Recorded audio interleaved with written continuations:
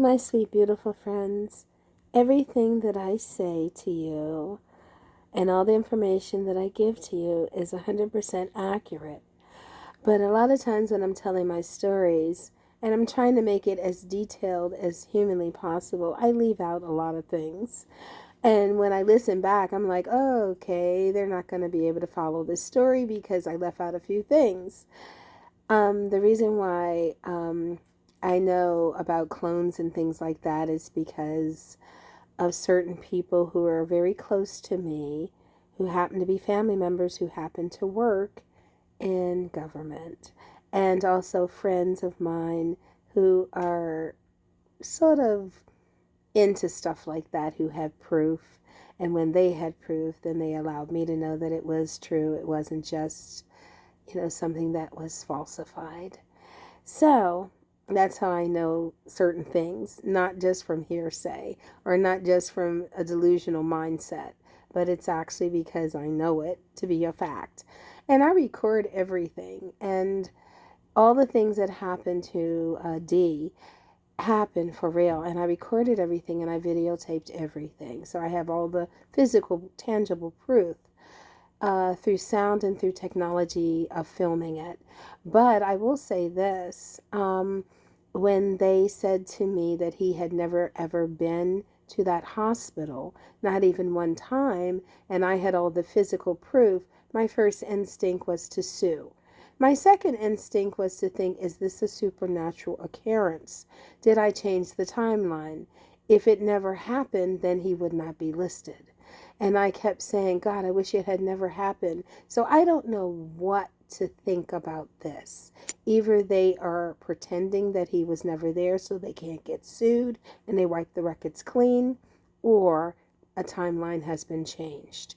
Either way, it doesn't really matter one way or the other, because I'm going to get a chance to do this whole freaking thing again. I have been traveling through time and space, and I don't think I need a machine to do that. I don't think this is my first time around in this particular scenario. I think I've done it a couple of times. But the next time, I'm going to get everything right. And I'm into family. I'm not into money. I'm into family and friends. I'm not into a whole lot of wealth and power. But if it takes wealth, power, and success in order to get the things that I need for friends and family, then so be it unto me. That's how I feel about money. Those of you who keep asking, do you like money? Do you like wealth? Yeah, I do. It's all right. I like palaces more so than mansions. They're prettier, but I'm not into stuff because stuff to me can't talk to you. It can't hold you. It can't keep you company at night. It's empty without people. So I'm into people. I'm into family and friends, and I'm into love and success, but not success without people, not wealth without people, not power without people, and not riches without people. Without people, I would not feel comfortable. And a lot of people who are wealthy don't have any friends, not real ones, and their family acts a little distant too sometimes. So, is it better to be wealthy without anything or anyone, or is it better to be a person who doesn't have that much but has friends and family? If you ask me to choose between the two, I'm always going to choose love. I'm always going to choose friends and family. And that's just the way it is. Now, if I can have both success, fame, fortune, power, wealth, and riches, and my friends and family, oh my God, that's heaven on earth, is it not? So that's how I am. That's the answer to that question. You guys ask a lot of questions, and that's basically it. No, I'm not a vegetarian. I'd like to be, but I love fried chicken with hot sauce and ketchup. I do. And I know the chickens deserve to live. I love animals so much. But yeah, I'm into chicken. I like chicken. It's delish to me. If they can do artificial chicken that tastes exactly like chicken, I'm down for that. Yeah, and then we can spare the little chicken people. But I love all kinds of stuff like that. Now, I stopped eating beef. I eat only organic beef if it's possible.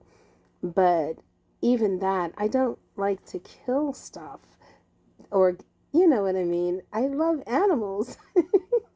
I'm an animal person. So, yeah, I guess it's best for me to be a vegetarian or something like that.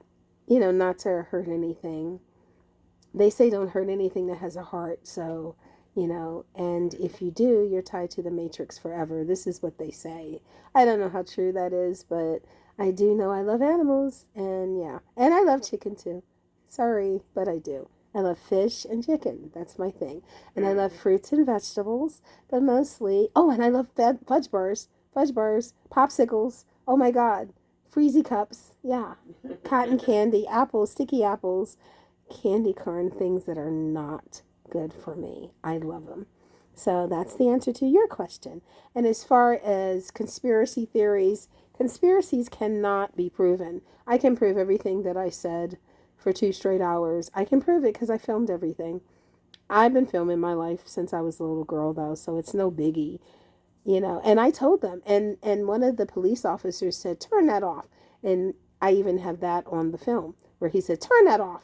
And I said, I don't want to turn it off. I need proof of everything. And who's going to know unless I film it? He said, but you're not supposed to be doing that. I said, but I have to, for my safety and for my husband's safety, because they'll never believe it if I don't. And then he didn't say anything. So it all happened to me. It was like a nightmare. I got Danny back, but I got a clone back too, by the way. I won't go into major detail, but look, a clone of Danny is still Danny. And the real Danny is still Danny, only he doesn't remember. Because when you flatline and you miss oxygen to the brain, stuff happens. Now, the doctor said that he'll get his memory back, but it doesn't matter. If he doesn't know my name, I said this before, he can call me a porcupine. It doesn't matter. That's my forever child now. I'm his mother now, and I love him. I love him more than anything. So I have a 79-year-old son. It is what it is. That's my baby. I love him dearly. And yes, the real one, the one whose spirit is with me, he flatlined and his spirit went out of his body. That's facts. And I don't believe it came back in. I think that's why he can't remember, because the spirit's not there. Yes, he had shock treatment, but I don't believe that's the only reason why his memory is gone. And I also feel like they deliberately did some things too. But he did remember this one thing. And nobody on the planet Earth knew it but me, Mommy, and him. We said goodnight to each other for 25 straight years. Say goodnight, Gracie. And he would say, Mommy would say, good night, John boy. Okay, now nobody knows it, just 3 people. And while I was visiting him and I was on the telephone line, he said, say goodnight, Gracie. And I said, excuse me? He said, say goodnight, Gracie. In other words, hang up. And I basically said to him, pardon me, I'm talking to the world right now. I basically said to him, what did you just say to me? Say goodnight, Gracie. And I said, oh my God. And Mommy looked at me and I looked at her. She said, it really is Danny. It really is him. I said, oh my God. Good night, John boy. He said, that's all I wanted. That's all I wanted. I just wanted you to say that. That's all I wanted. And I said, oh my God, you're really him. He said, yeah. I said, oh my God. And I started crying, of course. But I said, okay, I should not have doubted. I thought you were the clone. He said, no clone. I said, okay, but they did. Well, never mind. That's not, he doesn't have to know that part. But the fact is, yeah, I got my real D back and I'm his mommy now. And I have a 79-year-old son. And, I go home by myself, so I'm single. And I have no one in my life, but I do have my Heavenly Father, the Source Supreme, Most High, Mother and Father. And I have my brother, Yeshua. And I have the angels. And I have the extraterrestrials that are good. And I have the ultra-terrestrials that are good. So we're not really alone. I have Source Supreme, which I'm one with. We're never alone. We don't walk alone by ourselves like we think. So I may not have a husband anymore, but I still have heaven. I still have my beautiful friends, and I'm not so bad off. There's always someone worse off than us. Always. We think, oh my God, you don't know. You just don't know what I've been through. Well, other people could say that too. Everybody goes through something in this world. We all go through the shit. Unfortunately, it's not a paradise down here by any stretch of the imagination. And it's not heavenly like I want to make it, one person at a time. I'm transmuting things. But in order to unify and make everything perfect perfection, we have to work together. It can't just be a one solo mission or assignment. So I always ask all of you, be with me, not against me, so that we actually can make this a new earth, a new heaven, and a new Jerusalem. So with that being said, I love you, and I will always, always love you. And I thank you with all of my heart and my soul for being with me all the time. Have a blessed, beautiful day and night or afternoon, no matter where you are in the world. Just know you have a friend. What's that song? Oh yeah. Winter, spring, summer, or fall.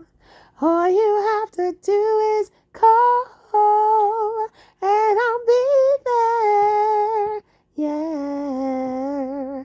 You got a friend in me. You do.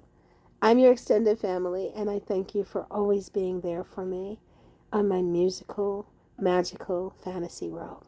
I love you. Oh, by the way, the things that I tell you that are true, it's not a fantasy, even though I wish it was. They actually did happen to me, but that's life, right? Life happens. And so we keep moving forward, and we keep connected as a universal family. And we can make this universe really beautiful if we all work together. The good, the bad, and the ugly. We all have to unite as one. With that being said, I love you. Have a blessed day.